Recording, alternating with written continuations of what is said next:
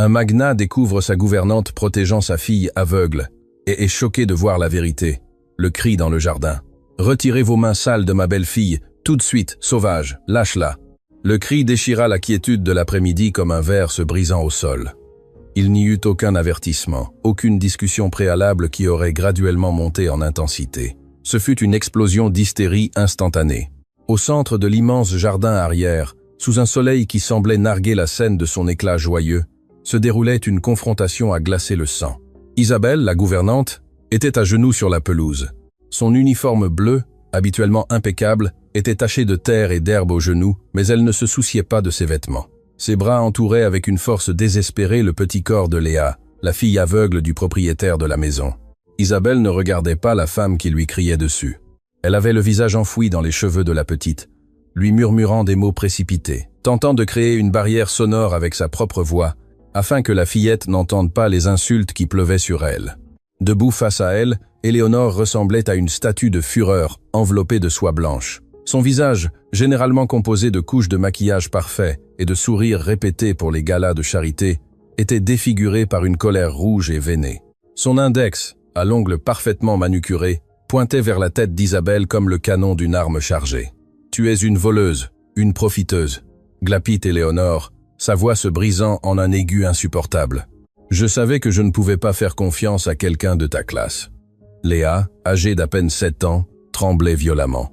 Ses yeux, voilés et sans vue, se déplaçaient frénétiquement d'un côté à l'autre, cherchant un repère dans l'obscurité, mais ne trouvant que la terreur. Ses petites mains serraient la toile bon marché de l'uniforme d'Isabelle, avec une telle force que ses jointures étaient blanches. Elle ne pleurait pas à grands cris. Ses pleurs étaient un gémissement étouffé, le son d'un petit animal acculé qui sait qu'il n'a pas d'échappatoire. « S'il vous plaît, Madame Éléonore, baissez la voix », supplia Isabelle, levant les yeux une seconde. Ses yeux sombres ne montraient aucune peur pour elle-même, mais une panique absolue pour la fillette. « Vous lui faites peur. Regardez comme elle tremble. Nous pouvons en parler, mais pas comme ça. Vous ne me donnez pas d'ordre dans ma future maison. » Rugit Éléonore, faisant un pas menaçant en avant, levant la main comme pour frapper. « N'osez pas me dire comment traiter cet enfant. » Ce fut à cet instant précis que les portes vitrées du manoir s'ouvrirent en grand. Alexandre sortit en courant, le téléphone encore à la main et le revers de son costume déboutonné. Il avait entendu les cris depuis son bureau à 3 pièces de distance. Voir Alexandre, c'était voir un homme qui avait tout à la banque, mais rien dans l'âme. Depuis la mort de sa femme, il était devenu une machine à faire de l'argent, déléguant les affections, engageant des gens pour qu'ils aiment sa fille à sa place. Il s'arrêta net en voyant la scène. Son cerveau mit quelques secondes à traiter l'image. Sa fiancée, la femme élégante qu'il prévoyait d'épouser dans un mois, était hors d'elle, hurlant. Et son employée, la femme silencieuse qui lui servait le café, était au sol, protégeant sa fille comme si elles étaient dans une zone de guerre. Que diable se passe-t-il ici? La voix d'Alexandre fut un tonnerre grave qui éclipsa momentanément les piaillements d'Éléonore. Le silence qui s'ensuivit fut bref mais lourd. Isabelle baissa la tête, serrant Léa plus fort contre sa poitrine. Éléonore, en revanche, transforma son visage en une fraction de seconde. La colère rouge se dissipa et fut remplacée par un masque d'angoisse et de victimisation si rapide qu'elle aurait mérité un prix d'actrice. Alexandre avança dans le jardin, ses chaussures de cuir crissant sur l'herbe. Il sentait une pression dans la poitrine. Il détestait les drames, il détestait les problèmes domestiques. Il payait des salaires exorbitants pour avoir la paix, pour rentrer chez lui et trouver silence et ordre, dès le chaos absolu. « Alexandre, Dieu merci, vous êtes là !» s'exclama Éléonore, portant une main à sa poitrine et respirant difficilement, feignant une crise de nerfs. « Cette femme est un monstre. » Alexandre regarda Isabelle. La gouvernante ne se leva pas. Elle continuait d'enlacer la fillette.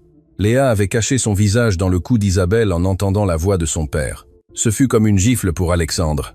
Sa propre fille cherchait refuge auprès de l'employé, pas auprès de lui. « Papa », gémit Léa, sa voix à peine un filet. « J'exige une explication maintenant », dit Alexandre en regardant alternativement les deux femmes. Son ton était celui qu'il utilisait lors des réunions de conseil, froid, impatient et attendant une obéissance immédiate.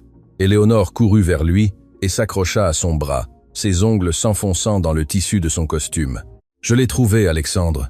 Je l'ai trouvé les mains dans le sac », dit Éléonore sanglotant sans larmes. « Je suis venu au jardin pour apporter un jus à Léa, essayant d'être une bonne mère pour elle. » Et j'ai vu cette femme la malmener, lui crier dessus, parce que la petite a renversé un peu d'eau. Et ce n'est pas tout. Éléonore fit une pause dramatique, s'assurant d'avoir toute l'attention d'Alexandre. Quand je lui ai crié de la lâcher, j'ai vu qu'elle rangeait quelque chose dans la poche de son tablier. C'est ma broche d'émeraude, Alexandre, celle que vous m'avez offerte pour nos fiançailles. Elle malmenait votre fille et nous volait en même temps. Alexandre sentit le sang lui monter à la tête. Il regarda Isabelle avec un mélange d'incrédulité et de profonde déception. Il lui avait fait confiance. Il lui avait ouvert les portes de sa maison, et c'est ainsi qu'elle le payait, en volant et en blessant la seule chose qui lui restait de sa défunte épouse. Isabelle leva les yeux. Ses yeux étaient remplis de larmes, mais elle ne dit rien. Elle savait que toute parole de sa part serait écrasée par l'éloquence de la maîtresse de maison. Elle secoua seulement la tête, un mouvement presque imperceptible, et embrassa de nouveau le front de Léa, qui tremblait toujours comme une feuille au vent. « Est-ce vrai ?» demanda Alexandre, sa voix s'abaissant à un ton dangereux. « Isabelle, avez-vous la broche de ma fiancée ?» Isabelle ouvrit la bouche pour parler, mais Léa s'accrocha plus fort à elle et laissa échapper un sanglot déchirant. La priorité d'Isabelle changea instantanément. Il ne s'agissait pas de se défendre, mais de calmer la fillette. « Chut, ma vie, calme-toi, respire avec moi. »« 1, 2, murmura Isabelle, ignorant la question du magnat. Cet acte de l'ignorer fut ce qui alluma la mèche finale dans l'orgueil d'Alexandre, le faux jugement. L'absence de réponse immédiate d'Isabelle fut interprétée par Alexandre comme un aveu de culpabilité. Dans son monde des affaires, qui ne dit mot consent, qui ne se défend pas avec agressivité, c'est parce qu'il n'a pas d'argument. Il ne comprenait pas le langage du sacrifice. Il ne comprenait pas qu'on ravale parfois son orgueil pour ne pas effrayer un être sans défense. Éléonore, percevant le doute dans les yeux d'Alexandre, attaqua avec plus de force, profitant du silence de l'employé.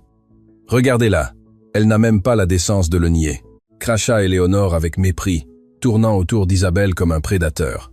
Elle profite du fait que Léa est aveugle. Alexandre réfléchissait. La petite ne peut pas voir ce qu'elle fait. Elle nous vole sûrement petit à petit depuis des mois. Et qui sait quelles horreurs elle fait à la petite quand nous ne sommes pas là. C'est la faute de cette femme si Léa est si renfermée, si elle est toujours effrayée. Les mots d'Éléonore étaient du poison pur, conçus méticuleusement pour toucher les points faibles d'Alexandre. Sa culpabilité d'être un père absent et sa peur que quelqu'un blesse sa fille handicapée. Alexandre sentit une nausée soudaine. L'image d'Isabelle maltraitant sa fille aveugle s'installa dans son esprit. Il se rappela toutes les fois où il était rentré tard du travail, toutes les fois où il avait voyagé et laissé Léa aux soins de cette femme. Il avait laissé sa fille entre les mains d'un bourreau. « Levez-vous » ordonna Alexandre. Sa voix n'avait plus de doute, seulement une froideur coupante. Isabelle obéit lentement. Elle dut décoller doucement les petits bras de Léa de son cou. « Non, Isabelle, ne me quitte pas » pleurait la fillette, tâtant l'air avec désespoir. « Je suis là, mon ciel. Je suis juste ici. Je vais juste me lever » assura Isabelle, avec une douceur qui contrastait violemment avec la tension de l'ambiance. Une fois debout, Isabelle semblait petite devant la silhouette imposante d'Alexandre et l'arrogance d'Éléonore. Elle lissa son tablier de main tremblante. « Monsieur Alexandre, » dit Isabelle, gardant la voix ferme, bien qu'elle s'écroulât à l'intérieur. « Je n'ai rien volé et jamais. Écoutez-moi bien. Jamais je ne lèverai la main sur mademoiselle Léa avec de mauvaises intentions. Elle est comme une fille pour moi. »« Quel culot !» interrompit Éléonore, laissant échapper un rire incrédule et moqueur. « Comme une fille ? S'il vous plaît, vous êtes la gouvernante. Nous vous payons pour nettoyer et donner à manger, pas pour jouer à la maman. Et concernant le vol, Alexandre, vérifiez sa poche tout de suite. » Alexandre regarda la poche avant du tablier d'Isabelle. On voyait une petite bosse. Son cœur battait fort. Il voulait que ce soit un mensonge. Il voulait qu'Isabelle sorte un mouchoir, un jouet, n'importe quoi d'autre que ce bijou. « Sortez ce que vous avez dans la poche » exigea Alexandre. Isabelle ferma les yeux un instant, priant pour la patience, mit la main dans sa poche et de mouvement lent sortit l'objet. Le soleil de l'après-midi fit briller les émeraudes et les diamants. Là était la broche. Éléonore laissa échapper un cri de triomphe déguisé en horreur. « Vous voyez ? Je vous l'ai dit » glapit-elle, arrachant le bijou des mains d'Isabelle. Elle allait le prendre. Elle attendait sûrement son jour de congé pour le vendre dans n'importe quel prêteur sur gage minable. Alexandre sentit un vide dans son estomac. La preuve physique était irréfutable. Elle était là, dans sa main. Tout ce qu'Isabelle avait construit en 2 ans de service, la confiance, le respect, s'effondra en une seconde. Il ne s'arrêta pas pour demander pourquoi la broche était là. Il ne se demanda pas si quelqu'un l'avait mise. Il n'analysa pas la logique qu'une voleuse experte ne garderait pas le butin dans sa poche avant en discutant avec les propriétaires de la maison. La colère l'aveugla. « Avez-vous quelque chose à dire ?» demanda Alexandre déçu. Isabelle regarda Éléonore, vit le sourire triomphant à peine dissimulé au coin de ses lèvres. Isabelle connaissait la vérité. Éléonore lui avait demandé de tenir la broche quelques minutes auparavant, sous prétexte que le fermoir était lâche, juste avant de commencer à crier. Ce fut un piège grossier et cruel. Mais si Isabelle accusait la fiancée du patron maintenant sans preuve, elle ne semblerait qu'une menteuse désespérée. Et le pire, si elle commençait une guerre de cris maintenant, Léa souffrirait davantage. La fillette était déjà au sol, se balançant elle-même, se bouchant les oreilles. « Vous ne croiriez pas ma version, monsieur ?» dit Isabelle avec une tristesse infinie. « Vous avez déjà décidé qui croire. Je vous demande seulement, s'il vous plaît, regardez votre fille. Elle sait qu'il aime. Assez de théâtre, » coupa Alexandre, incapable de gérer la culpabilité que lui provoquait le regard digne de l'employé. « Vous êtes renvoyé. Je veux que vous ramassiez vos affaires et que vous partiez de ma maison immédiatement. Vous avez 10 minutes avant que j'appelle la police pour vol. Considérez que ne pas le faire est mon dernier acte de charité envers vous. Alexandre, vous devriez appeler la police tout de suite, » insista Éléonore. « C'est une criminelle. »« J'ai dit qu'elle s'en allait, » cria Alexandre, perdant son calme. « Hors de ma vue. » Isabelle acquiesça lentement. Elle ravala les larmes d'impuissance qui brûlaient sa gorge. Elle se tourna vers Léa, qui était toujours sur la pelouse, étrangère à la décision finale, mais consciente de l'hostilité. Isabelle se pencha une dernière fois, ignorant le regard d'assassin d'Éléonore. « Ma petite courageuse » murmura-t-elle près de l'oreille de Léa. « Je vais devoir partir un moment, mais tu es forte. Souviens-toi de ce que nous avons pratiqué. Tu es forte. »« Non, Isabelle, ne pars pas » cria Léa, lançant ses mains pour l'attraper. Mais Isabelle s'était déjà éloignée. Alexandre observa la femme marcher vers l'entrée de service, la tête haute, malgré l'humiliation. Puis il regarda sa fille, qui pleurait inconsolablement dans le jardin parfait, et finalement, il regarda Éléonore, qui replaçait déjà la broche sur sa blouse avec un calme effrayant, comme si rien ne s'était passé. « C'est mieux ainsi, mon amour, » dit Éléonore, s'approchant d'Alexandre et lui caressant le bras. « Vous verrez que nous trouverons bientôt quelqu'un de professionnel, quelqu'un qui saura rester à sa place. Cette femme était une mauvaise influence. Léa sera mieux sans elle. » Alexandre acquiesça machinalement, mais un goût amer inonda sa bouche. Quelque chose ne collait pas. La dignité dans les yeux d'Isabelle ne correspondait pas à la bassesse du vol, et la terreur dans les cris de sa fille ne ressemblait pas à celle d'une enfant libérée d'un tortionnaire, mais à celle d'une enfant qui perd son unique bouclier. « Occupez-vous de faire rentrer Léa dans la maison, » dit Alexandre sèchement, se dégageant de l'emprise d'Éléonore. « Je dois passer un appel. » Tandis qu'il s'éloignait, Alexandre ne pouvait s'empêcher d'entendre les pleurs de sa fille. Il ne savait pas que ces pleurs n'étaient pas pour le départ d'Isabelle, mais pour la peur de rester seul avec la femme qui souriait maintenant victorieusement au milieu du jardin. Le magnat croyait avoir rendu justice, mais il venait de laisser sa fille à la merci du véritable danger, l'humiliation publique. L'ordre d'Alexandre avait été clair, mais pour Éléonore le licenciement ne suffisait pas. Elle avait besoin de la destruction totale.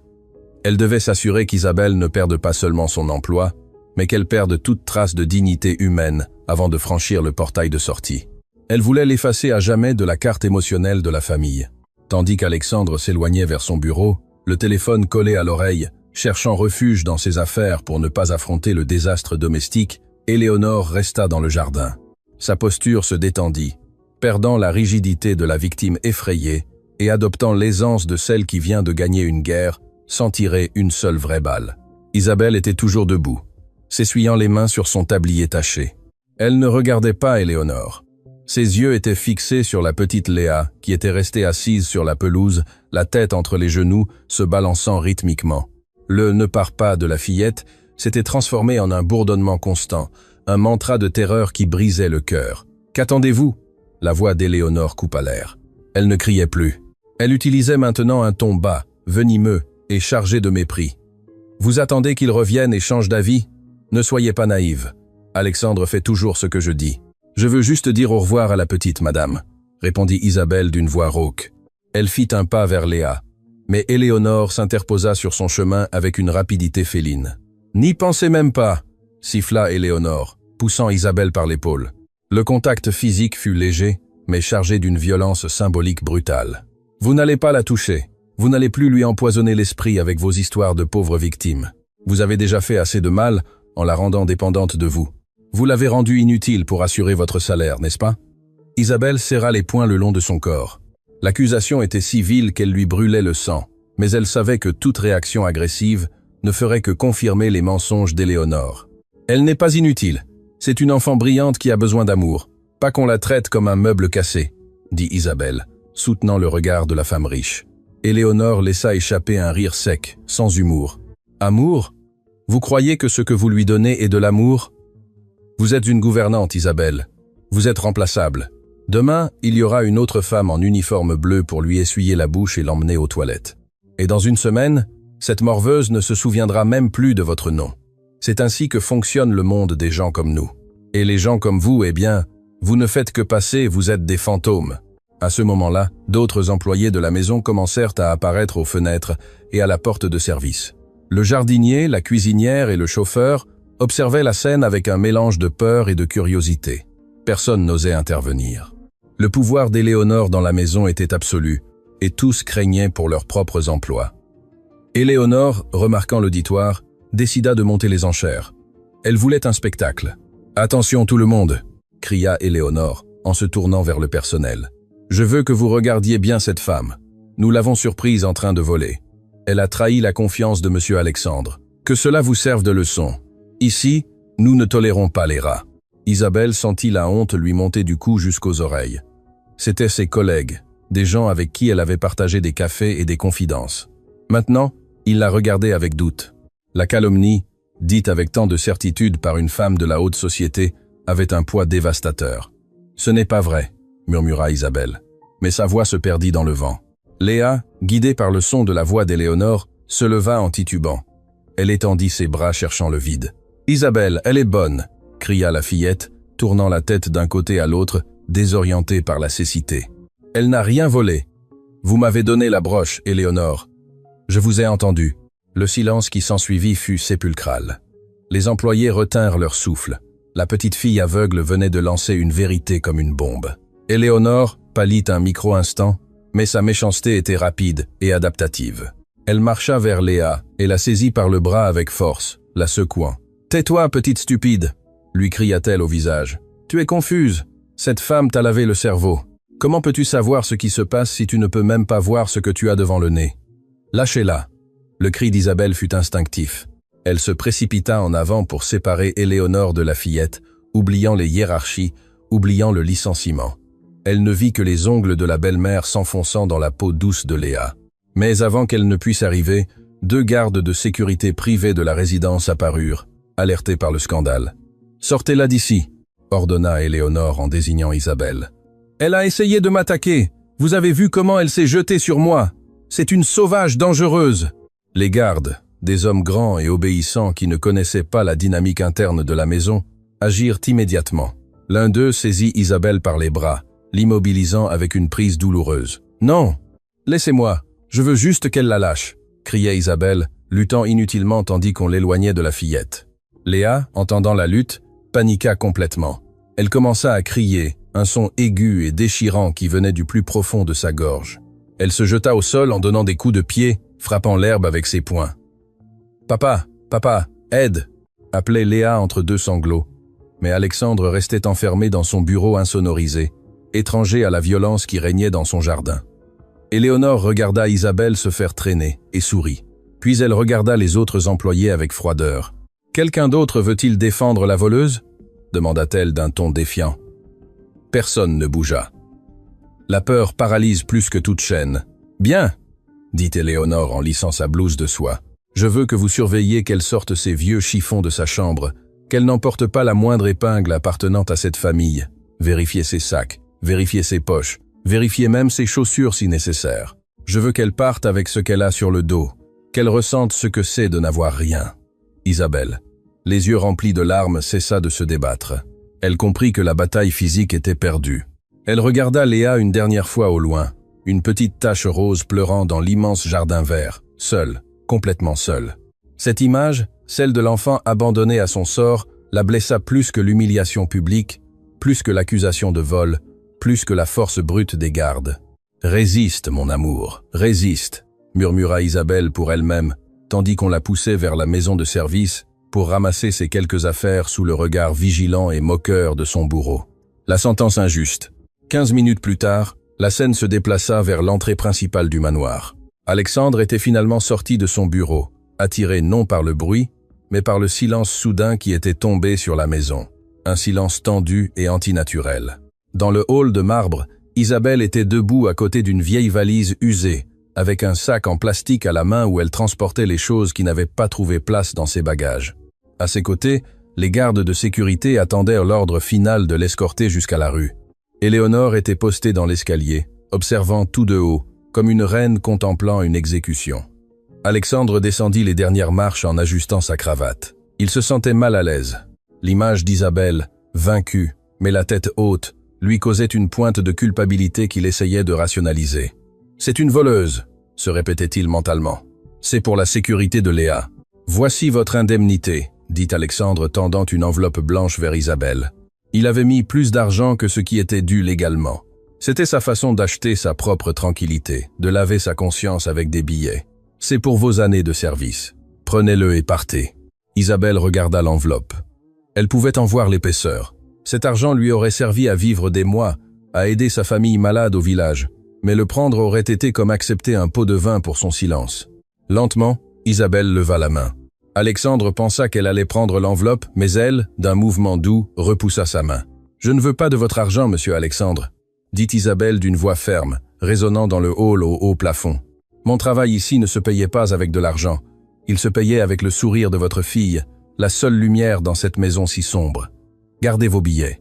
Utilisez-les pour acheter quelqu'un qui supportera les mensonges de votre fiancé, car l'amour ne s'achète pas. » Alexandre resta figé, l'enveloppe suspendue en l'air. Personne ne lui avait jamais refusé d'argent, et personne ne lui avait parlé avec une telle vérité brutale. « Quelle insolence !» cria Éléonore depuis l'escalier. « En plus d'être une voleuse, elle est fière. Chassez-la, Alexandre. » À ce moment-là, on entendit un bruit sourd, et le son métallique d'une canne heurtant le sol. Léa apparut dans le couloir, qui menait au jardin. Elle marchait seule, trébuchant sur les meubles, les cheveux en bataille, et le visage gonflé d'avoir tant pleuré. Elle avait réussi à échapper à la surveillance de la cuisinière. « Isabelle !» cria la fillette en tendant les mains. « J'entends ta voix. Ne pars pas !» Alexandre regarda sa fille. Elle était pieds nus, vulnérable, un petit désastre émotionnel. Son instinct paternel s'activa un instant. « Léa, retourne dans ta chambre !» dit Alexandre essayant de paraître autoritaire. Mais sa voix hésita. « Non !» Léa avança, heurtant sa hanche contre une table d'appoint, mais sans s'arrêter. « Papa, s'il te plaît, ne la renvoie pas. Elle est mes yeux. Elle me protège des monstres. Éléonore est méchante. Éléonore me pince. » Alexandre regarda Éléonore. La femme descendit les escaliers avec une expression de tristesse théâtrale. « Oh, Alexandre, regardez ce que cette femme a fait, » dit Éléonore en secouant la tête. « Elle a tellement manipulé la pauvre petite qu'elle invente maintenant des choses horribles sur moi. C'est un cas classique d'aliénation parentale. Léa est malade, Alexandre. Son esprit est aussi fragile que ses yeux. Elle a besoin de discipline et de structure. Pas d'une gouvernante qui lui remplit la tête de fantasmes et de peurs. » Alexandre regarda Isabelle, puis Éléonore, et finalement sa fille qui s'accrochait à la jambe de la gouvernante comme un naufragé à une planche. Le conflit interne était évident. Une partie de lui savait que Léa ne mentait pas. Les enfants ne mentent pas ainsi. Mais admettre cela signifiait admettre qu'il avait fait entrer une abuseuse dans son lit et dans sa vie. Cela signifiait admettre qu'il était un échec en tant que père et en tant qu'homme. Et Alexandre était trop fier pour accepter cet échec. Il était plus facile de croire le mensonge confortable que la vérité douloureuse. Il décida de fermer les yeux sur la réalité une fois de plus. « Séparez-les », ordonna Alexandre d'une voix éteinte. « Non, papa », glapit Léa, tandis qu'un des gardes la soulevait dans ses bras pour l'éloigner d'Isabelle. Isabelle ne lutta pas cette fois. Elle savait que la violence ne ferait qu'effrayer davantage la fillette. Elle se baissa rapidement, avant qu'on ne l'éloigne complètement, et embrassa la petite main de Léa, qui se tendait vers elle. « Je t'aime, ma vie. Sois courageuse. N'oublie pas que tu es forte. Ne laisse pas éteindre ta lumière, » murmura Isabelle avec urgence. « Sortez-la, » rugit Alexandre, incapable de supporter la scène une seconde de plus. La douleur dans la poitrine était insupportable. mais son orgueil était une armure lourde. Les gardes poussèrent Isabelle vers la porte principale. Le lourd portail de chêne s'ouvrit. Le soleil de l'après-midi dehors contrastait avec l'air conditionné froid de l'intérieur. Isabelle fit un pas vers le seuil, s'arrêta et tourna la tête pour regarder Alexandre une dernière fois. Il n'y avait pas de haine dans son regard, seulement une peine profonde, une immense pitié pour l'homme riche qui était si pauvre d'esprit. « Attention, monsieur Alexandre !» dit Isabelle, et sa voix résonna comme une prophétie. « La cécité de votre fille est physique et se guérit dans le cœur, mais votre cécité est celle de l'âme, et c'est celle qui va détruire cette famille si vous n'ouvrez pas les yeux bientôt. »« Dehors !» cria Éléonore, laissant échapper un rire nerveux. Le portail se referma d'un coup sec, définitif, comme le marteau d'un juge prononçant une sentence. À l'intérieur de la maison, le bruit de la fermeture résonna sur les murs. Léa laissa échapper un hurlement de douleur pure, un son qui ne semblait pas humain, puis resta silencieuse, flasque dans les bras du garde, comme si son esprit était sorti par la porte avec Isabelle. Alexandre resta immobile, fixant le bois sculpté de la porte fermée. L'enveloppe d'argent était toujours dans sa main, froissée. Il se sentait sale. Il regarda Éléonore, qui soupirait de soulagement et se recoiffait. « Enfin la paix », dit Éléonore en souriant. « Maintenant, nous pourrons repartir de zéro, mon amour. Je chercherai un excellent internat pour Léa, un endroit où elle apprendra à se comporter, ce sera le mieux pour tous. » Le mot « internat » frappa Alexandre, mais il ne dit rien. Il était paralysé. Il venait de commettre la plus grande erreur de sa vie, et au fond de son estomac, une voix sombre lui murmurait qu'il était déjà trop tard pour la réparer. Mais le destin, capricieux et cruel, était sur le point de lui prouver que le cauchemar ne faisait que commencer. La sentence avait été prononcée, mais le vrai jugement, le jugement divin, était sur le point d'arriver. Le point de rupture. Le bruit du portail de chêne se refermant ne marqua pas la fin du conflit, mais le début de la véritable catastrophe. À l'instant précis où le bois scella l'entrée, laissant Isabelle dehors, le corps de la petite Léa, qui pendait flasque dans les bras du garde de sécurité, commença à convulser. Ce ne fut pas un mouvement subtil, ce fut un choc violent, électrique, terrifiant. Les yeux de la fillette se révulsèrent, et un filet d'écume commença à sortir de ses lèvres. Le stress extrême, la panique et la douleur de la séparation avaient fait s'effondrer son petit système nerveux. « Monsieur, la petite !» cria le garde, un homme robuste, entraîné à maîtriser les intrus, mais complètement inutile face à la fragilité d'une enfant malade. Son visage reflétait la terreur pure de celui qui tient une vie qui s'échappe entre ses doigts. Alexandre, qui était encore en train de digérer le départ d'Isabelle, se tourna en entendant le cri. En voyant sa fille convulsée, le monde s'arrêta. Le temps s'étira d'une manière douloureuse. Tout son argent, toutes ses entreprises, tout son pouvoir s'effondrèrent en une seconde. Il ne savait pas quoi faire. Il resta paralysé, les mains tremblantes en l'air, incapable de la toucher de peur de la briser davantage. « Faites quelque chose !» rugit Alexandre, la voix brisée par le désespoir. « Appelez une ambulance, Éléonore, aidez-la !» Éléonore, qui quelques secondes auparavant souriait de soulagement, fit un bond en arrière avec une grimace de répulsion instinctive. Elle ne s'approcha pas de la fillette. Au contraire, elle protégea sa blouse de soie blanche comme si la fillette était une source de contagion. « Quelle horreur !» glapit Éléonore en se couvrant la bouche. « Mettez-la par terre. Ne salissez pas mon tapis. Que quelqu'un apporte un chiffon. » La réaction d'Éléonore fut si froide, si dénuée d'instinct maternel, qu'elle frappa Alexandre comme un coup de marteau dans la conscience. Mais la panique ne lui laissa pas le temps de la traiter. Le garde, maladroit et effrayé, tentait de déposer la fillette sur le froid sol de marbre. « Ne la blessez pas !» cria Alexandre en s'agenouillant à côté de sa fille, ne sachant s'il devait lui tenir la langue, l'embrasser ou courir. Il se sentait l'homme le plus impuissant du monde.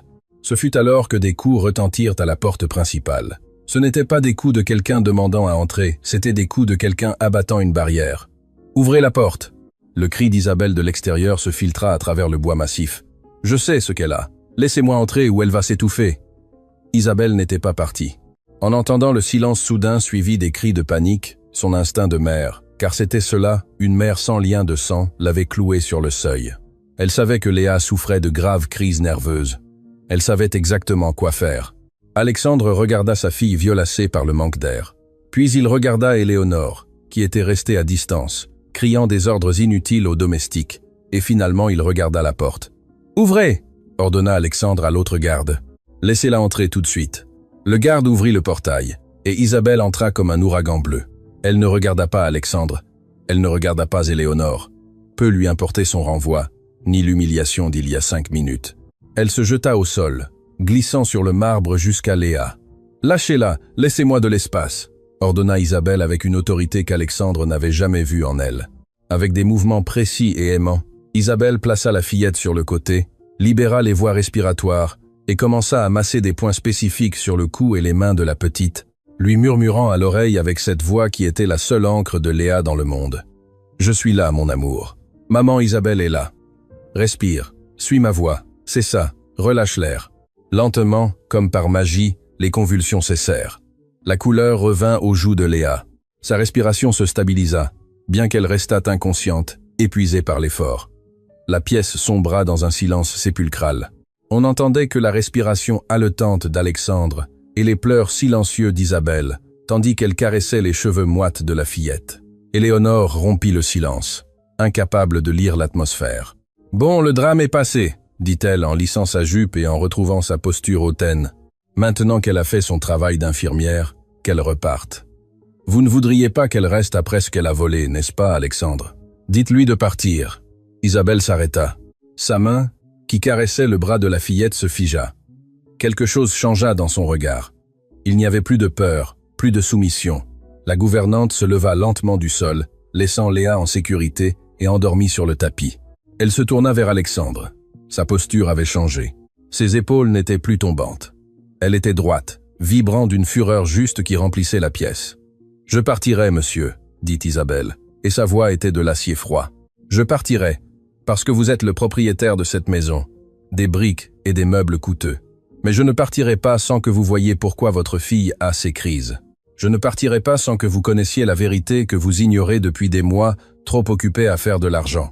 Taisez-vous, sécurité, sortez là, » cria Éléonore, faisant un pas en avant, remarquant le danger dans les yeux de l'employé. « Personne ne me touche, » rugit Isabelle avec une telle force que les gardes reculèrent. « Vous allez regarder, monsieur Alexandre. Vous allez regarder ce que votre parfaite fiancée fait quand vous n'êtes pas là. » Avant que quiconque ne puisse l'arrêter, Isabelle se pencha de nouveau vers la fillette endormie. Avec une délicatesse extrême, mais une détermination ferme, elle prit la manche de la robe rose pastel de Léa. « Non? Que faites-vous? Laissez la petite. » Éléonore se précipita pour l'arrêter, mais Alexandre l'intercepta en tendant un bras pour lui bloquer le passage. Sa curiosité et une terreur naissante lui disaient qu'il devait voir. Isabelle remonta la manche de la robe jusqu'à l'épaule. Un cri étouffé s'échappa de la gorge d'Alexandre. Ce n'était pas la peau douce d'une enfant qu'il vit. Le bras de Léa était une carte de douleur. Il y avait des contusions de toutes les couleurs, violet foncé, jaune vieilli, verdâtre en cours de guérison. Mais le plus effrayant n'était pas les couleurs, mais les formes. Il y avait des marques claires de doigts serrant la chair molle. Il y avait des marques de pincements tordus. Il y avait de petites brûlures circulaires qui semblaient faites avec la pointe d'un fer à friser chaud. « Regardez bien, monsieur », dit Isabelle, désignant une ecchymose fraîche en forme de pouce sur l'avant-bras. « Celle-ci, elle l'a faite aujourd'hui dans le jardin avant que vous n'arriviez parce que la petite a renversé l'eau. Regardez celle-ci !» Isabelle souleva un peu le bas de la robe sur la jambe. Celle-ci date de la semaine dernière parce que la petite ne trouvait pas les toilettes à temps. Alexandre sentit ses jambes flancher. Il tomba à genoux à côté de sa fille. Le monde tournait. « Regardez-la !» insista Isabelle, pleurant maintenant, mais de rage. « Je ne volais pas votre broche, monsieur. Je ramassais de l'argent et je cachais le peu que j'avais pour acheter des billets et emmener la petite loin d'ici, loin d'elle, parce que je savais que vous ne me croiriez pas, parce que je savais que vous êtes aveuglé par l'amour de cette femme. Je ne volais pas de bijoux, j'essayais de voler la petite à la mort. » La révélation tomba sur la pièce comme une dalle de béton. Le vol n'était pas de la cupidité, c'était une tentative désespérée de sauvetage. La maltraitance ne venait pas de la gouvernante, mais de la future épouse. La vérité douloureuse. Alexandre tendit une main tremblante et effleura l'une des ecchymoses sur le bras de sa fille. La peau était chaude, même endormie. Léa fit une grimace de douleur au contact doux, un réflexe conditionné par des mois de souffrance silencieuse. Ce petit geste involontaire de sa fille brisa le cœur d'Alexandre en 1000 morceaux irréparables. Il leva les yeux. Ses yeux étaient rouges, injectés de sang et de larmes contenues. Il ne regarda pas Isabelle. Il regarda Éléonore. La femme élégante était pâle, recroquevillée contre la rampe de l'escalier. Son masque de perfection fondait sous la chaleur de la preuve irréfutable. Il n'y avait plus d'endroit où se cacher. Les marques sur la peau de la petite étaient une accusation écrite avec du sang et de la douleur. « Expliquez-moi » murmura Alexandre. Sa voix était à peine audible, un grognement bas qui venait d'un endroit animal et dangereux en lui. « Expliquez-moi pourquoi ma fille a vos mains marquées sur sa peau. » Éléonore tenta de rire, mais il en sortit un son hystérique, aigu et brisé. « Alexandre, s'il vous plaît, ne soyez pas ridicule, » balbutia-t-elle, agitant nerveusement les mains. « Vous savez comment est Léa. Elle est aveugle, elle se heurte à tout, elle est maladroite, elle tombe du lit, elle se cogne aux portes. Ses ecchymoses proviennent de ses chutes. Cette femme vous manipule. Elle a peint la petite ou quelque chose comme ça. Elle se cogne aux meubles ?» interrompit Isabelle, sa voix chargée d'un mépris infini. « Les meubles ont-ils des empreintes digitales, madame? Les portes pincent-elles l'intérieur des bras là où personne ne se cogne en tombant ?» Isabelle prit le bras de Léa et le tourna doucement pour montrer la partie interne, la peau tendre du biceps. Là, clair comme le jour, se trouvaient les marques d'ongles en forme de croissant, de petites cicatrices de quelqu'un qui enfonce ses ongles avec acharnement pour causer de la douleur sans laisser de marques visibles à l'œil nu. « Ce n'est pas un accident », dit Isabelle en regardant Alexandre dans les yeux. « C'est de la torture systématique, quotidienne. Chaque fois que vous voyagez, chaque fois que vous rentrez tard. La petite vit un enfer, monsieur. Elle ne pleure pas parce que vous partez. Elle pleure parce qu'elle reste seule avec. » Alexandre se leva. La transformation de son visage était terrifiante. La tristesse fit place à une clarté brutale. Soudain, toutes les pièces du puzzle s'emboîtèrent. Le comportement renfermé de Léa, son manque d'appétit, sa peur des bruits forts, l'insistance d'Éléonore à l'envoyer dans un internat spécialisé. Elle ne voulait pas l'éduquer, elle voulait se débarrasser de la preuve.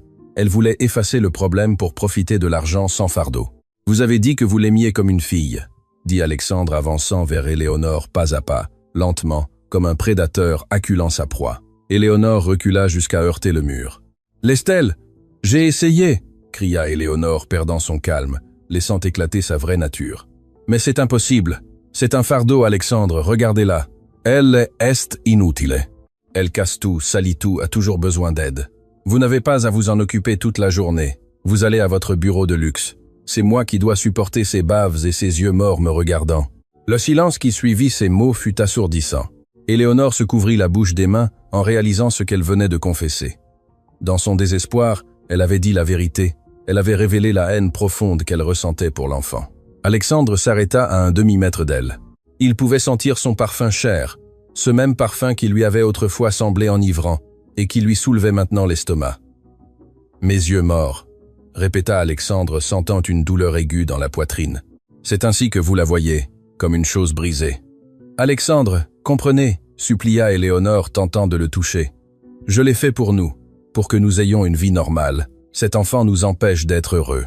Elle doit être dans un endroit avec des gens comme elle, loin des gens décents. Je protégeais notre avenir. Des gens décents ?» Alexandre laissa échapper un rire amer qui n'atteignit pas ses yeux. « La seule personne décente dans cette maison vient d'être traînée par mes gardes et accusée de voleuse alors qu'elle sauvait la vie de ma fille. » Alexandre se tourna brusquement, tournant le dos à Éléonore, incapable de la regarder une seconde de plus sans perdre le contrôle physique. Il se retourna vers Isabelle, qui était toujours agenouillée au sol, veillant sur le sommeil de Léa comme une lionne blessée. Le magnat regarda la gouvernante. Il la regarda vraiment pour la première fois depuis des années. Il ne vit pas l'uniforme taché, ni les cheveux en désordre, ni les mains calleuses. Il vit la dignité, il vit l'amour inconditionnel qu'il n'avait pas su donner. Il vit que cette femme avait mis son corps entre les coups et sa fille. Elle avait reçu les insultes pour que Léa ne reçoive pas les pincements. Alexandre se sentit minuscule. Il se sentit l'homme le plus pauvre du monde, entouré de marbre. « Isabelle », dit Alexandre, et sa voix se brisa. Ce n'était pas la voix du patron, c'était la voix d'un père honteux. « Combien de temps ? Depuis combien de temps cela dure-t-il » Isabelle leva les yeux, humide. Il n'y avait pas de reproche dans sa voix, seulement une tristesse lasse. « Depuis l'annonce des fiançailles, monsieur, la petite a essayé de vous le dire plusieurs fois, mais vous étiez toujours au téléphone, où vous lui disiez de respecter sa nouvelle maman. La petite a appris qu'il valait mieux se taire et supporter que d'essayer de parler à un mur. Alors je suis devenu son bouclier. Si elle voulait la frapper, elle devait passer par moi. C'est pourquoi Éléonore me déteste. C'est pourquoi elle a inventé le vol. parce que je suis la seule chose qui l'empêche de finir de briser la petite. » Alexandre ferma les yeux, et 2 lourdes larmes coulèrent sur ses joues. Il se rappela les fois où Léa entrait dans son bureau, et il la sortait doucement en disant « Papa travaille ». Il se rappela les fois où Léa disait « Je n'aime pas Éléonore ». Et il répondait « Tu t'y habitueras ». Il avait été complice. Sa négligence avait été l'arme qu'Éléonore avait utilisée. À ce moment, Léa bougea au sol et laissa échapper un faible gémissement. « Isabelle, j'ai peur. Il fait sombre », murmura la fillette encore à moitié endormie. « N'aie pas peur, petit oiseau. »« C'est passé », répondit Isabelle immédiatement prenant sa main. Alexandre se baissa. Il voulait toucher sa fille. Il voulait la consoler, mais il sentait qu'il n'en avait pas le droit. Ses mains étaient tachées par la culpabilité. « Isabelle, » dit Alexandre fixant la femme humble. « Levez-la, s'il vous plaît. Emmenez-la dans ma chambre. C'est la seule avec une serrure de sécurité. Enfermez-vous avec elle. »« Et vous ?» demanda Isabelle, surprise par l'ordre. Alexandre se leva et ajusta sa veste. Son visage avait de nouveau changé. La douleur s'était cristallisée en une détermination froide et absolue. Il se tourna vers Éléonore, qui tremblait près de l'escalier. « Je dois sortir les poubelles », dit Alexandre. La phrase resta en suspens dans l'air, chargée d'une menace définitive. Éléonore comprit à cet instant qu'elle n'avait pas seulement perdu les fiançailles, l'argent et la maison. Elle avait réveillé un ennemi formidable. Le magnat avait retrouvé la vue, et ce qu'il voyait maintenant appelait une justice immédiate et brutale. Le changement de perspective. Isabelle n'attendit pas un second ordre. Avec une force qui semblait surnaturelle pour son corps mince et usé par le travail, elle souleva Léa dans ses bras. La fillette, bien qu'ayant 7 ans, pesait peu. L'anxiété et la peur constante lui avaient volé l'appétit pendant des mois, la laissant légère comme une plume. Un fait qu'Alexandre remarqua avec une douleur aiguë dans la poitrine, en les regardant. La gouvernante ajusta la tête de la fillette sur son épaule, la protégeant de sa main sur l'oreille pour qu'elle n'entende rien d'autre. Isabelle marcha vers l'escalier de marbre. Ses chaussures vieilles et usées contrastaient violemment avec l'opulence de la maison. Mais à ce moment-là, elle marchait avec plus de royauté que n'importe quelle reine. Elle montait les marches avec la dignité de celle qui sait qu'elle porte le trésor le plus précieux du royaume dans ses bras. Alexandre resta immobile au centre du hall, suivant du regard l'ascension de la femme qu'il avait renvoyée moins d'une demi-heure auparavant. Il observa comment Isabelle murmurait des choses douces à l'oreille de Léa, comment elle embrassait son front, comment sa seule présence semblait agir comme un sédatif pour le système nerveux brisé de sa fille. Pour la première fois, le voile d'or qui couvrait les yeux d'Alexandre tomba complètement. Il regarda autour de lui. Il vit les vases importés, les peintures originales sur les murs, les tapis persans, tout ce pour quoi il travaillait 12 heures par jour, et soudain tout lui sembla de la camelote froide et inutile. Aucun de ces objets ne pouvait enlacer Léa quand elle faisait des cauchemars. Aucun de ses comptes bancaires ne pouvait sécher ses larmes. Il avait construit un château de cristal, mais il avait laissé sa fille vivre dans une prison de glace. « Alexandre !» La voix d'Éléonore rompit son état second. Alexandre baissa les yeux de l'escalier vers la femme qui se tenait à quelques mètres de lui. Éléonore se recoiffait devant le miroir du vestibule, tentant de recomposer son image parfaite. Elle essuyait une tache imaginaire sur sa blouse de soie, comme si le contact avec la réalité sale de la maladie de Léa l'avait contaminée. Le contraste fut brutal. Alexandre regarda les mains d'Éléonore. Manucure française impeccable, peau douce, ornée de bagues de diamants, des mains qui n'avaient jamais travaillé, des mains qui ne savaient que demander et pointer, des mains qui, il le savait maintenant, étaient capables de pincer la peau tendre d'une enfant aveugle jusqu'à laisser des marques. Puis il se rappela les mains d'Isabelle, rouges à cause du détergent, aux ongles courts, rugueuses. Mais ces mains rugueuses étaient celles qui tenaient sa fille avec une tendresse infinie. Ces mains sales étaient les seules propres dans toute cette maison. Une vague de nausée l'envahit. Il réalisa qu'il avait été sur le point d'épouser un monstre déguisé en princesse, alors qu'il traitait comme des déchets l'ange qui maintenait sa fille en vie. « Vous allez la laisser monter dans votre chambre ?» demanda Éléonore, se tournant vers lui avec une grimace de dégoût, retrouvant déjà son ton habituel de supériorité, maintenant que le danger immédiat de la convulsion était passé. « Ce lit a des draps en coton égyptien, Alexandre. La petite bavait, et cette femme sent la cuisine. Ils vont gâcher l'ambiance. » Alexandre la regarda fixement. Il ne cligna pas des yeux. Son cerveau rejouait chaque moment des 6 derniers mois. « Léa n'a pas voulu manger aujourd'hui. Elle est tellement capricieuse, » disait Éléonore. « Mensonge. Léa avait peur de manger parce qu'elle la critiquait. Léa est tombée dans les escaliers. Elle est si maladroite, disait Éléonore. Mensonge, elle l'avait poussée. La pensée lui glaça le sang. Nous devrions l'envoyer en Suisse. Il y a un excellent internat, où elle ne gênera pas. Je veux dire, où elle apprendra, insistait Éléonore. Tout avait été un plan froid et calculé pour isoler la fillette, pour l'éliminer de l'équation. Et lui, Alexandre, le grand homme d'affaires, le requin financier, avait été l'idiot utile, le complice silencieux de la torture de sa propre fille. La culpabilité se transforma en quelque chose de plus dense, de plus chaud. Une fureur volcanique commença à monter de ses pieds, remplissant chaque centimètre de son corps. Ce n'était pas seulement de la colère, c'était un besoin primitif de détruire la menace. Alexandre marcha lentement vers la petite table où Éléonore avait laissé son sac de créateur. Sans dire un mot, il le prit et le retourna. Le contenu tomba sur le sol de marbre avec un bruit de cosmétiques, de clés et du téléphone portable. « Que faites-vous » glapit Éléonore surprise. « Ce maquillage est hors de prix. Vous êtes devenu fou. » Alexandre donna un coup de pied aux objets, les dispersant, cherchant quelque chose du regard. Il ne le trouva pas là. Alors il se rappela, il s'approcha d'Éléonore. Elle recula d'un pas, intimidée par l'obscurité qu'il y avait dans les yeux de son fiancé. « La broche » dit Alexandre. Sa voix était si basse qu'Éléonore dut faire un effort pour l'entendre, mais le ton était si menaçant que cela lui hérissa la peau. « Quoi » demanda-t-elle faisant semblant de ne pas comprendre. « La broche qu'Isabelle a volée. Donnez-la-moi. » Éléonore porta instinctivement sa main à sa poitrine, protégeant le bijou qu'elle avait récupéré quelques minutes auparavant. « Je l'ai déjà, mon amour. Elle est en sécurité. Ne vous inquiétez pas pour ça. C'est passé. L'important, c'est que nous nous débarrassions de ces gens et que nous cherchions une aide professionnelle pour la petite. Je connais une agence d'infirmières qui... »« Donnez-la-moi » répéta Alexandre en tendant la main, la paume ouverte. Ce n'était pas une requête, c'était un ordre militaire. Éléonore, tremblante, détacha le bijou de sa blouse et le déposa dans la main d'Alexandre. Il serra le poing autour des émeraudes avec une telle force que les bords métalliques s'enfoncèrent dans sa peau. Il ressentit la douleur physique et l'apprécia. Il avait besoin de ressentir quelque chose de réel pour ne pas perdre la tête. « Ce bijou, dit Alexandre en regardant la broche, vaut plus que le salaire d'Isabelle pendant 5 ans. Et vous avez accusé une femme qui n'a rien, une femme qui envoie chaque centime à sa famille au village, de voler cela, juste pour dissimuler que vous torturiez une enfant aveugle. » Alexandre leva les yeux et fixa Éléonore. « Vous êtes pauvre, Éléonore. Vous êtes la femme la plus pauvre que j'ai jamais connue de ma vie. » La fureur du père. L'offense frappa Éléonore à son point le plus faible, son ego. Elle, qui se vantait de sa lignée, de son nom, de son élégance, ne pouvait tolérer d'être appelée pauvre.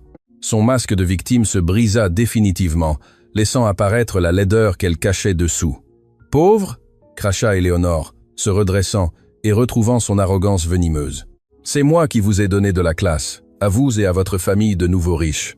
C'est moi qui ai essayé de mettre de l'ordre dans ce zoo que vous appelez maison. Vous devriez me remercier.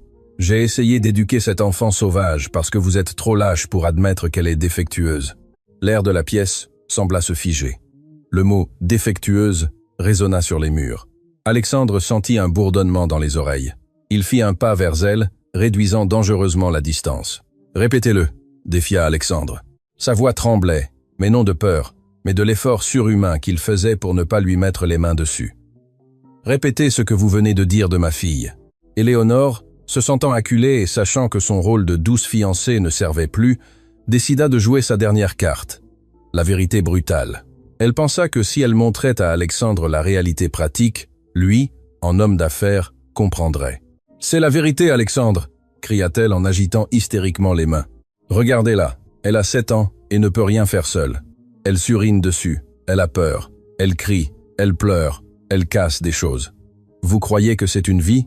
Vous croyez que moi, une femme jeune et belle, mérite de passer mes journées à nettoyer des morves et à guider une aveugle dans le jardin ? Je vais vous épouser pour voyager, pour profiter de la vie, pas pour être la nounou de votre erreur génétique. » Alexandre ferma les yeux une seconde. La confession était atroce, mais en même temps, libératrice. Il n'y avait plus de doute, il n'y avait plus de « peut être que j'exagère ». Il avait l'ennemi en face, et l'ennemi venait de déclarer la guerre à son sang. « Ma fille n'est pas une erreur », dit Alexandre en ouvrant les yeux. Maintenant, ils étaient secs, froids comme l'acier. « Ma fille est une enfant qui a perdu sa mère, a perdu la vue et a failli perdre son père parce qu'il était trop occupé à acheter des bijoux pour un serpent. Mais c'est fini. » Alexandre mit la main dans la poche de sa veste et en sortit une petite boîte de velours qu'il y avait depuis le matin. Il allait lui offrir un cadeau surprise ce soir-là.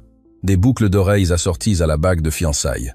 Il regarda la boîte, puis la jeta avec mépris dans un coin de la pièce, sans même l'ouvrir. « C'est fini, Éléonore. Tout, les fiançailles, le mariage, votre vie dans cette maison. Je veux que vous partiez maintenant. » Éléonore laissa échapper un rire nerveux, incrédule. « Vous ne pouvez pas être sérieux, » dit-elle en croisant les bras. « Vous allez me chasser, moi. Pourquoi? Pour quelques contusions. Les enfants tombent. Alexandre, vous n'avez pas de preuve que c'était moi? Si vous allez devant un juge, je dirai que c'était la gouvernante. Je dirai qu'elle m'a tendu un piège. Qui, selon vous, croiront-ils? Éléonore de Montaigne ou une indigène sans éducation? » La menace fut la goutte d'eau qui fit déborder le vase. Éléonore était prête à détruire la vie d'Isabelle, même après avoir été découverte, juste par dépit. Alexandre avança jusqu'à être à quelques centimètres de son visage. Sa présence physique était imposante, un mur de fureur masculine contenu. « Je n'ai pas besoin d'un juge, Éléonore. Je suis Alexandre Moreau. J'ai assez d'argent pour vous enterrer sous les avocats jusqu'à ce que vos petits-enfants continuent de payer les frais. Mais ce ne sera pas nécessaire parce qu'il y a des caméras. » Le visage d'Éléonore se décomposa. La couleur quitta ses joues, la laissant avec un aspect cireux et maladif. « Caméras ?»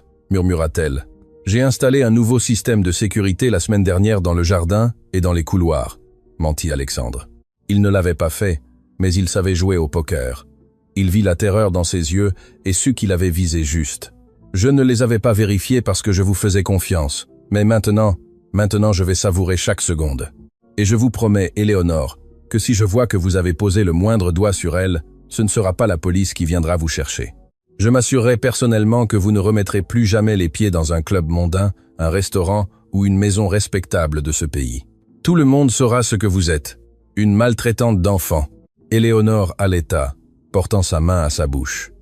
La réputation était la seule chose qui lui importait plus que l'argent. La menace de destruction sociale fut plus efficace que toute menace physique. « Vous ne feriez pas ça » balbutia-t-elle, en reculant vers la porte, trébuchant sur ses propres pieds. « Vous m'aimiez? Vous m'avez dit que vous m'aimiez? J'aimais le masque, » corrigea Alexandre avec dureté. « Mais ce qu'il y a dessous me dégoûte. » Alexandre désigna la porte principale qui restait entr'ouverte après l'entrée frénétique d'Isabelle. « Dehors, et n'osez pas monter faire vos valises. Je vous enverrai vos affaires dans des sacs poubelles, c'est là qu'elles appartiennent. »« Ma bague !» cria Éléonore, essayant de s'accrocher au matériel, à la seule chose qu'elle pouvait tirer de la situation. « La bague est à moi, c'est un cadeau. » Alexandre regarda la main gauche d'Éléonore.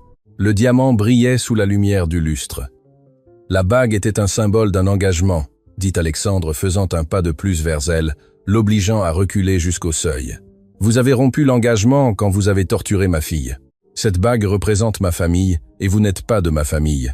Vous êtes l'ennemi. » Alexandre tendit la main, attendant.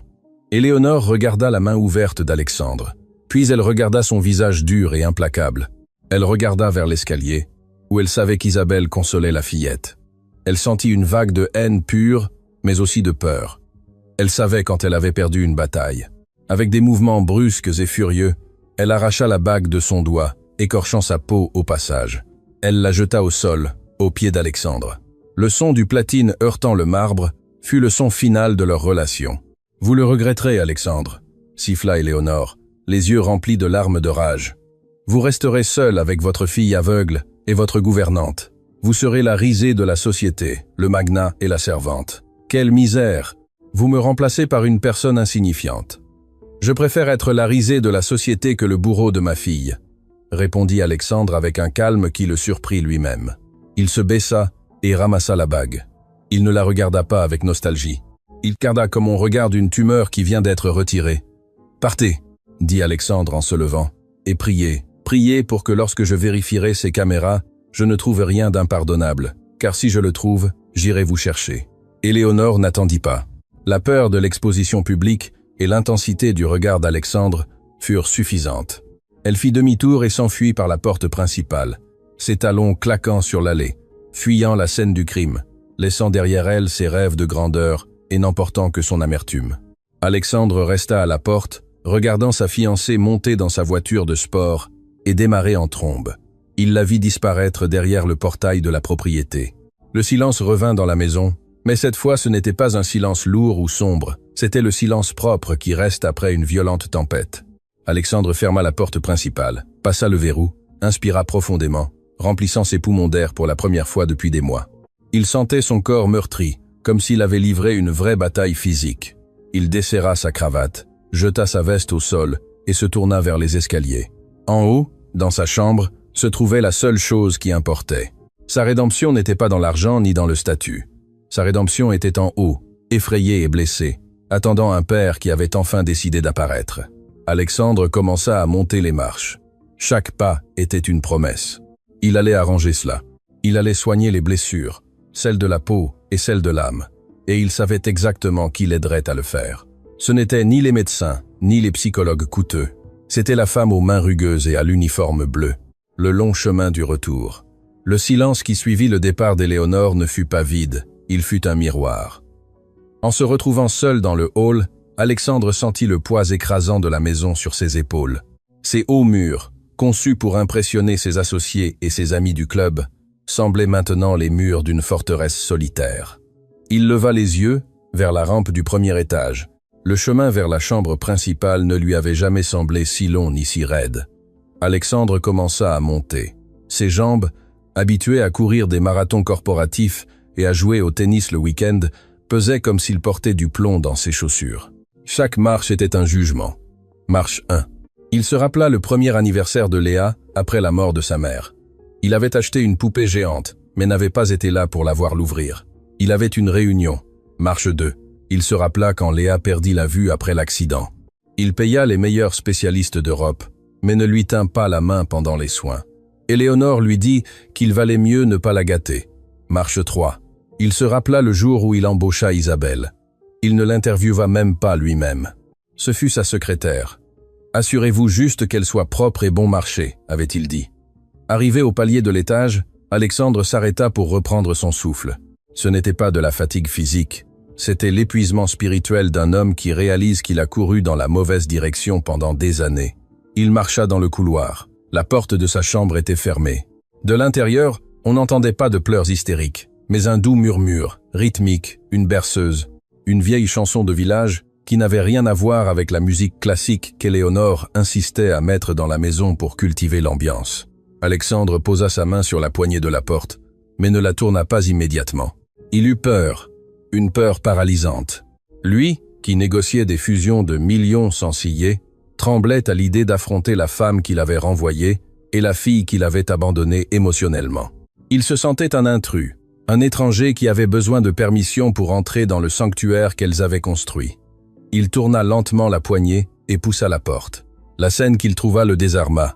La chambre était dans la pénombre, illuminée seulement par la lumière dorée du coucher de soleil qui filtrait par les rideaux entr'ouverts. Léa était allongée au centre de l'immense lit conjugal, ce lit où Alexandre dormait seul et froid, mais maintenant le lit semblait chaud. Isabelle était assise au bord, non pas sur une chaise distante, mais sur le matelas, le corps courbé sur la fillette, lui caressant le front avec une constance hypnotique. En entendant la porte, Isabelle se tendit. Son instinct de gouvernante s'activa. « Vous ne devez pas être assise sur le lit du patron. » Elle fit le geste de se lever rapidement, de baisser la tête, de reprendre sa place invisible. Mais Léa, sentant le mouvement, laissa échapper un gémissement de panique et serra la main d'Isabelle à deux mains. « Ne pars pas !» supplia la fillette. Isabelle se figea à mi-chemin, prise entre le devoir imposé et l'amour choisi. Elle regarda Alexandre avec de grands yeux, attendant la réprimande, attendant l'ordre de sortir, attendant la fin. « Ne vous levez pas !» dit Alexandre. Sa voix sortit rauque, méconnaissable. Il s'éclaircit la gorge et essaya de nouveau, plus doucement. « S'il vous plaît, Isabelle, ne vous levez pas. Restez là. » Isabelle le regarda avec méfiance. Elle avait vu la fureur d'Alexandre en bas. Elle avait vu comment il avait chassé sa fiancée. Mais des années de servitude lui avaient appris que les riches sont inconstants. Un instant, ils vous défendent parce que leur orgueil est blessé, et l'instant d'après, ils vous rappellent que vous êtes inférieur. « La petite est effrayée, monsieur », justifia Isabelle, sa voix tremblante mais ferme. « Elle ne veut pas me lâcher. Si je pars, la crise reviendra. »« Je sais », répondit Alexandre, faisant un pas dans la chambre. Il ferma la porte derrière lui, laissant le monde extérieur, le monde d'Éléonore et des mensonges définitivement dehors. Il avança vers le lit. Léa se tendit en entendant les pas lourds sur le tapis, Elle tourna son visage aveugle vers le son, ses yeux blancs cherchant un signe de danger. « Papa » demanda Léa d'un filet de voix plein de peur. Elle ne demanda pas « Papa, tu vas bien ?» Elle demanda « Papa ?» comme on demande si le bourreau est revenu. Ce ton de peur brisa le dernier morceau de l'armure d'Alexandre. « Oui, Léa, c'est moi » dit-il en s'arrêtant au pied du lit. Il vit sa fille. Il la vit vraiment. Il vit comme elle paraissait petite dans cet immense lit. Il vit comment son corps cherchait instinctivement la chaleur d'Isabelle. Il vit les ecchymoses sur ses bras. Sous la lumière tamisée, des marques violettes qui criaient une histoire de terreur qui s'était produite sous son propre toit, financée par son propre argent. Alexandre regarda Isabelle. La gouvernante ne baissait plus le regard, elle le soutenait. Il y avait un défi silencieux dans ses yeux sombres, une question muette. « Et maintenant, monsieur le magnat, maintenant que vous savez la vérité, qu'allez-vous en faire ?»« Elle est partie, Léa, » dit Alexandre, sentant qu'il devait le dire à voix haute pour que ce soit réel. « Éléonore est partie pour toujours. » Léa arrêta de respirer une seconde. « Reviendra-t-elle demain ?» demanda la fillette sceptique. Éléonore revenait toujours. Éléonore trouvait toujours un moyen d'entrer. « Non, » assura Alexandre avec une véhémence sombre. « Je changerai les serrures, je mettrai des gardes. Personne qui te fasse du mal ne rentrera plus jamais dans cette maison, je te le jure. » Léa relâcha l'air qu'elle retenait, et son petit corps se détendit un peu contre le matelas. Mais elle ne tendit pas les bras vers son père. Elle se serra davantage contre Isabelle. Ce rejet silencieux fut la punition la plus douloureuse qu'Alexandre aurait pu recevoir. Sa fille ne lui faisait pas confiance, et elle avait raison. Alexandre sentit ses jambes flancher de nouveau. La culpabilité était un fardeau physique insupportable. Il ne pouvait pas regarder Isabelle de haut. Il n'avait pas le droit de les regarder de sa hauteur de maître de maison. Cette hiérarchie était fausse. Dans cette chambre, la seule qui avait l'autorité morale était la femme à l'uniforme taché, le repentir. Lentement, Alexandre fit quelque chose qu'il n'avait jamais fait de sa vie d'adulte, même pas à l'église, ni même devant la tombe de sa femme. Il plia les genoux, se laissa tomber sur l'épais tapis à côté du lit, ignorant la douleur de l'impact, ignorant que son pantalon de tailleur italien s'étirait et se froissait contre le sol. Il se retrouva à la hauteur des yeux de Léa, à la hauteur des mains d'Isabelle. Il devint petit, il devint humain. Isabelle ouvrit les yeux avec surprise. Jamais, en ses années de service dans de multiples maisons riches, elle n'avait vu un patron s'agenouiller devant une employée. « Monsieur Alexandre, levez-vous, s'il vous plaît. »« Ce n'est pas nécessaire, » murmura Isabelle, mal à l'aise face à la rupture du protocole social. « Non, » l'interrompit Alexandre, la voix brisée par un sanglot qu'il ne put plus contenir. « Ne me demandez pas de me lever, Isabelle. C'est la seule place où je mérite d'être. » Alexandre baissa la tête. Les larmes commencèrent à tomber sur ses mains jointes, tachant les poignets de sa chemise de soie. Il pleura en silence au début, puis avec des spasmes douloureux qui secouaient ses larges épaules. Il pleura la honte d'avoir été aveugle avec des yeux parfaits. Il pleura le temps perdu.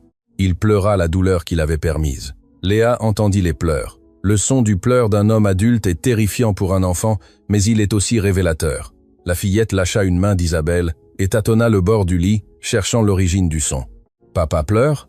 demanda Léa confuse. Éléonore lui avait dit que les hommes puissants ne pleurent pas, que son papa était de pierre. Isabelle regarda l'homme brisé au sol puis la fillette. Son cœur, qui était immensément noble, ne garda pas de rancune.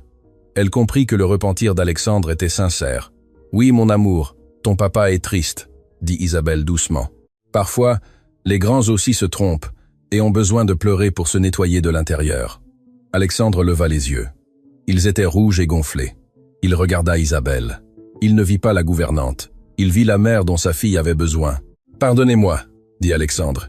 Il ne s'adressa pas d'abord à Léa, mais à Isabelle. Il savait que pour atteindre sa fille, il devait d'abord valider sa protectrice. « Pardonnez-moi, Isabelle.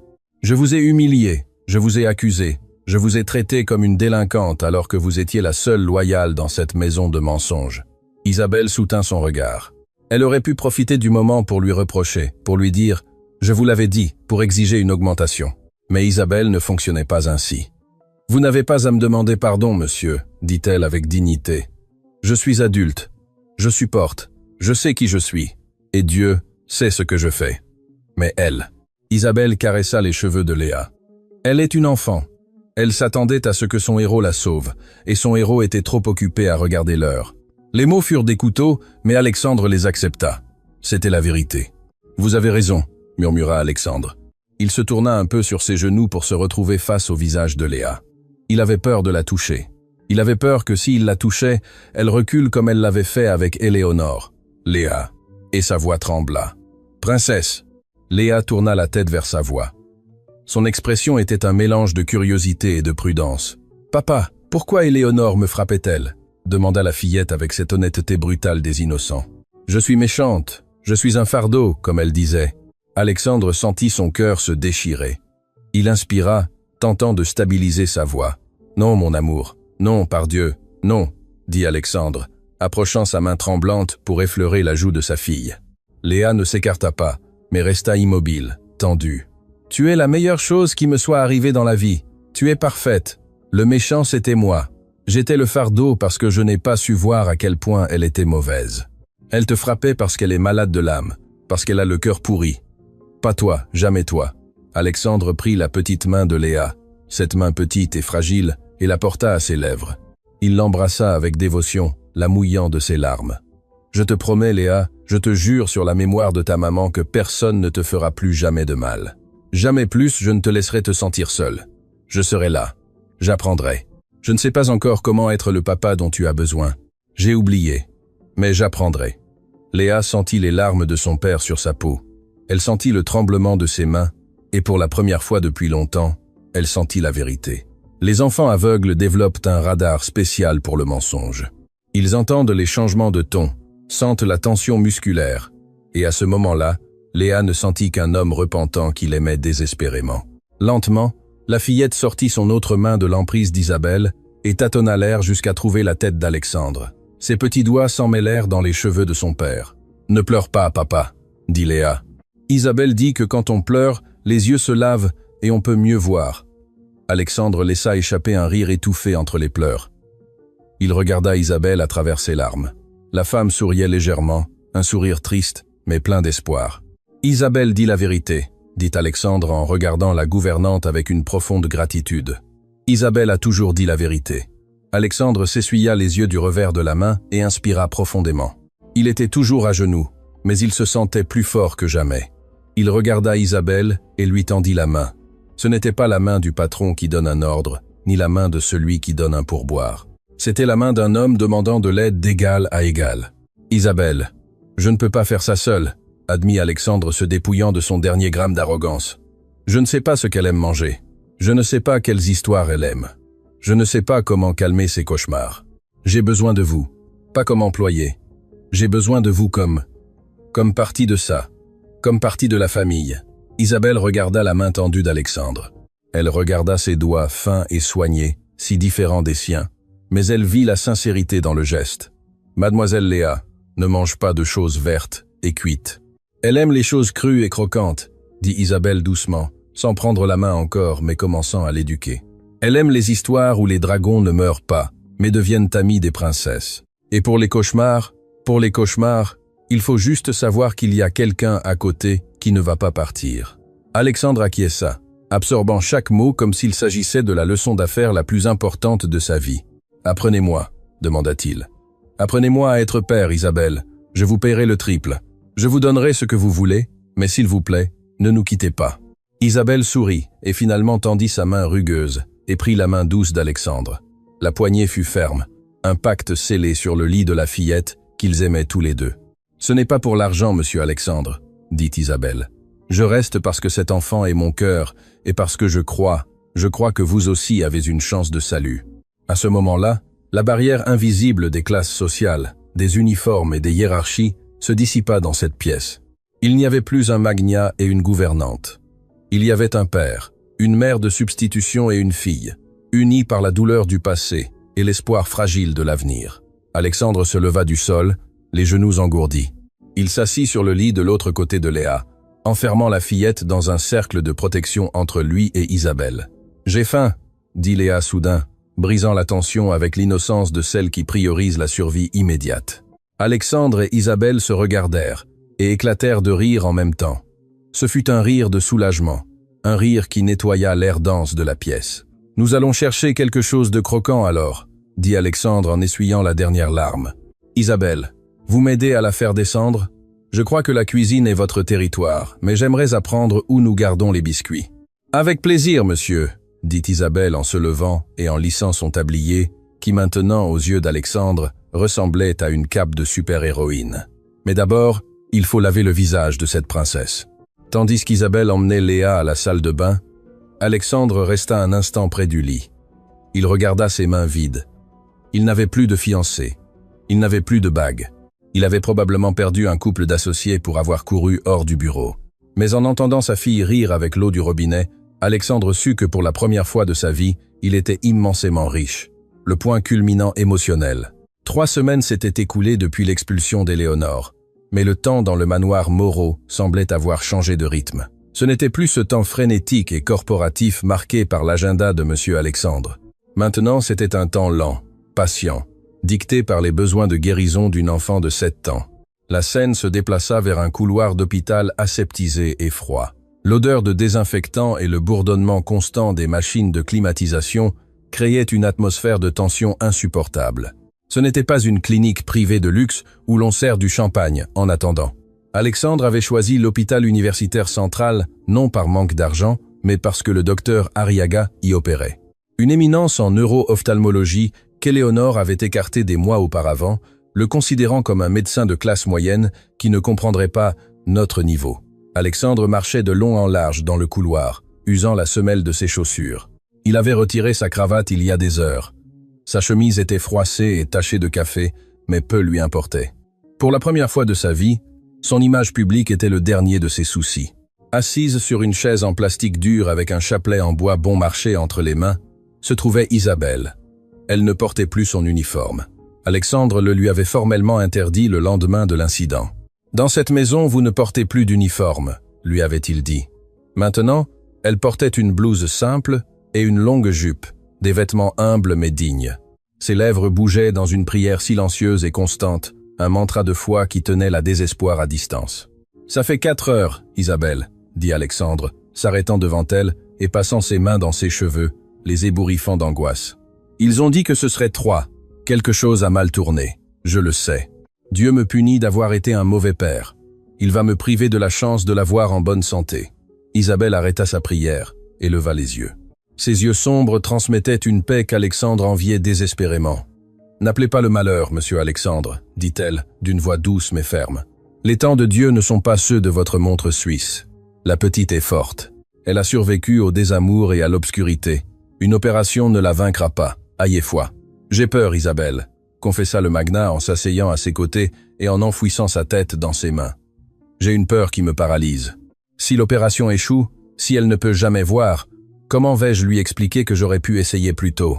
Comment vais-je vivre en sachant que j'ai laissé Éléonore la convaincre que sa cécité était une punition permanente? Si l'opération échoue, vous resterez son père, répondit Isabelle, posant sa main calleuse sur la main tremblante d'Alexandre, et elle le saura. Elle sentira votre amour. La vue est un cadeau, monsieur, mais l'amour est le soutien. Léa préférera un père aveugle qui l'aime, à un père avec une vue parfaite qui l'ignore. Vous lui avez déjà donné le plus grand miracle. Vous êtes revenu pour elle. Avant qu'Alexandre ne puisse répondre, les doubles portes du bloc opératoire s'ouvrirent avec un souffle pneumatique. Le docteur Arriaga sortit en retirant son masque chirurgical. Il avait des cernes profonds et le visage sérieux. Alexandre sauta de sa chaise comme s'il avait un ressort. Isabelle se leva lentement, serrant le chapelet contre sa poitrine. « Docteur ?» Alexandre ne put même pas formuler la question. Le mot s'étrangla dans sa gorge sèche. Le médecin soupira et les regarda tous les deux. Il ne fit pas de distinction entre le magnat et l'ex-gouvernante. Il vit 2 parents préoccupés. « Cela a été compliqué », admit le docteur Arriaga. Les dommages aux nerfs ne provenaient pas seulement de l'accident original.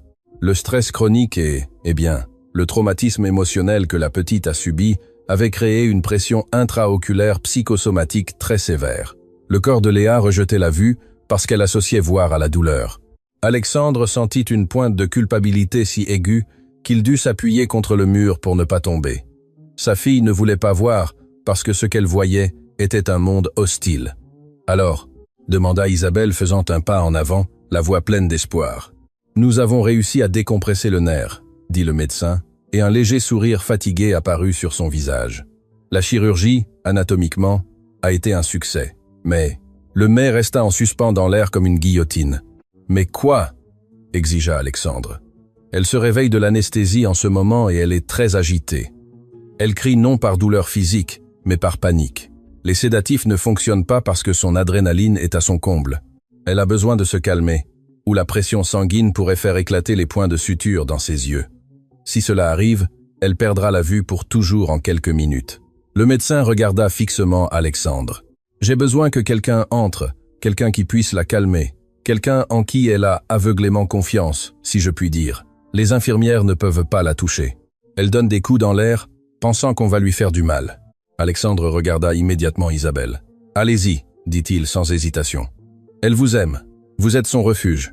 Vous pouvez la calmer. » Isabelle regarda vers les portes du bloc opératoire, puis vers Alexandre. Dans ses yeux, il y eut un éclair de sagesse ancienne. Elle savait qu'elle pouvait le faire. Elle pouvait entrer, chanter sa chanson, et Léa s'endormirait dans ses bras. Ce serait facile, ce serait sûr. Mais Isabelle savait que si elle entrait, Alexandre resterait le second. Si elle entrait, elle validerait l'idée que le père est inutile pour le réconfort.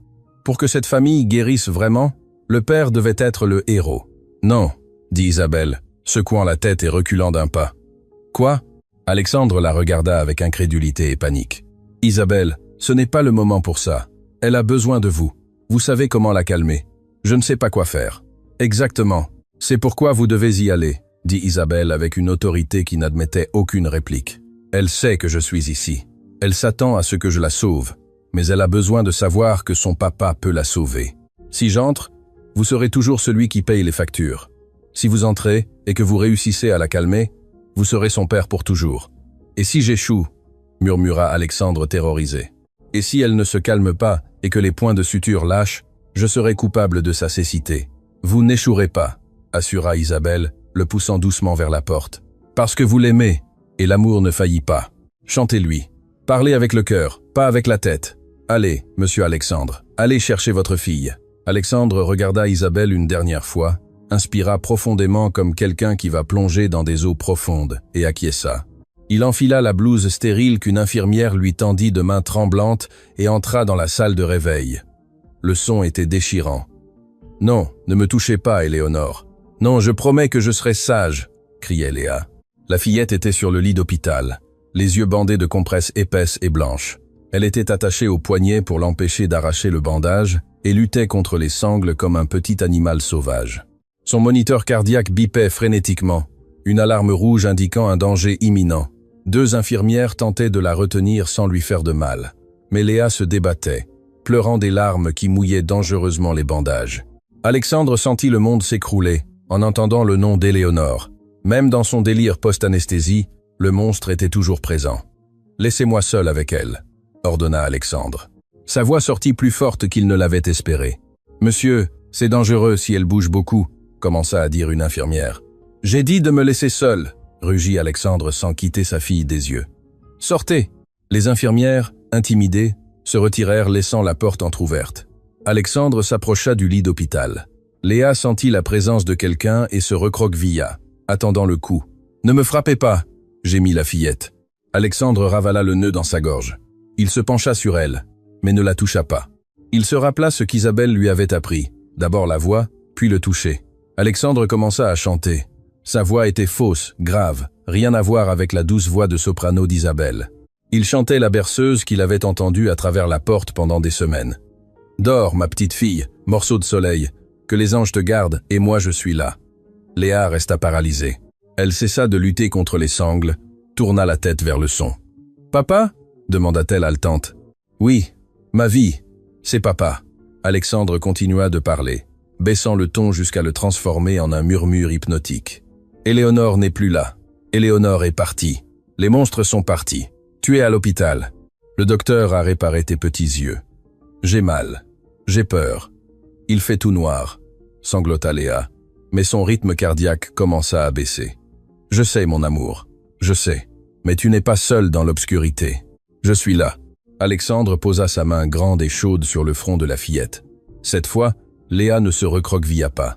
Au contraire, elle poussa sa tête vers la main de son père, cherchant le contact. « Papa est là et je ne vais pas aller à une réunion. Je ne vais pas répondre au téléphone. Je vais rester là, debout, Jusqu'à ce que tu me le dises. Et Isabelle? Demanda la fillette, sa voix devenant pâteuse sous l'effet de l'anesthésie, qui commençait maintenant à agir en baissant l'adrénaline. Isabelle est dehors et prie pour nous. Elle m'a dit d'entrer. Elle m'a dit que je devais prendre soin de toi aujourd'hui. Chante-moi encore la partie des anges, murmura Léa, sa respiration devenant lente et rythmée. Alexandre, l'homme qui avait conclu des contrats de plusieurs millions de dollars devant des conseils d'administration hostiles, sentit que c'était le moment le plus important de son existence. Il continua de chanter, caressant les cheveux de sa fille, tandis que le moniteur cardiaque passait de l'alarme rouge au rythme vert et constant de la paix. De la lucarne de la porte, Isabelle observait la scène. Une larme solitaire roula sur sa joue. Ce n'était pas de la tristesse, mais de la mission accomplie. Elle vit comment le père embrassait le front bandé de la fille et comment la fillette se rendait au sommeil confiante, en sécurité. Isabelle sourit, se signa et se rassit dans le couloir. Son travail de pont était terminé. Maintenant commençait le véritable travail de famille. La promesse. 4 jours plus tard, le manoir Moreau était plongé dans une pénombre artificielle. Tous les rideaux étaient fermés sur ordre du médecin. C'était le jour de retirer les bandages. L'ambiance dans le salon principal était électrique. Il n'y avait pas d'invités, pas de presse, pas de fête. Seuls les essentiels étaient là. Alexandre, Isabelle, le docteur Arriaga et, au fond, le personnel de service qui, après le départ d'Éléonore et la nouvelle attitude d'Alexandre, avait radicalement changé son comportement, montrant maintenant un respect sincère et craintif envers la fillette qu'ils ignoraient auparavant. Léa était assise dans un grand fauteuil en velours. Elle portait ses lunettes de soleil sombre posées sur ses genoux.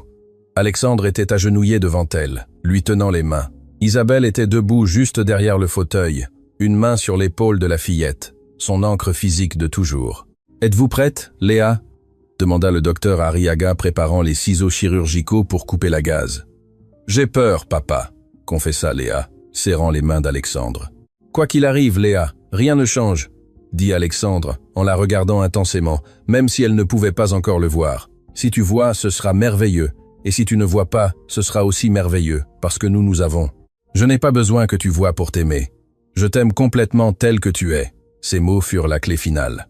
Pendant des années, Léa avait senti que sa cécité était une faute, quelque chose qui la rendait moins. Entendre son père dire qu'il l'aimait avec sa cécité lui enleva le poids de la performance. « Je suis prête », dit la fillette avec courage. Le docteur procéda. Le son des ciseaux coupant la gaze sembla s'amplifier dans le silence du salon. Tour après tour, le bandage blanc tomba au sol comme la peau morte d'un serpent. « Gardez les yeux fermés », ordonna le médecin. « Maintenant, ouvrez-les très lentement. La lumière va vous gêner. » Léa serra les paupières. Elle tremblait. « Ouvre les yeux, mon amour. Je suis là, » murmura Alexandre. Lentement, Léa écarta les paupières. Au début, la lumière tamisée de la pièce lui parut une explosion blanche et douloureuse. Elle cligna rapidement des yeux en larmoyant. « Ça me brûle », se plaignit-elle. « C'est normal. »« C'est normal », dit le médecin. « Essayez de faire la mise au point. » Léa cligna de nouveau des yeux. Le monde blanc et flou commença à prendre des formes, des taches de couleur, des ombres qui bougeaient. Ce n'était pas une vision parfaite de haute définition. C'était un monde aquarelle, diffus et nébuleux. Mais il y avait quelque chose. Ce n'était plus l'obscurité absolue. Elle regarda devant elle. Il y avait une tache sombre devant elle, une tache en forme de personne. Léa tendit la main, hésitante. Alexandre resta immobile, retenant son souffle, des larmes coulant sur son visage. La main de la fillette toucha le visage de son père.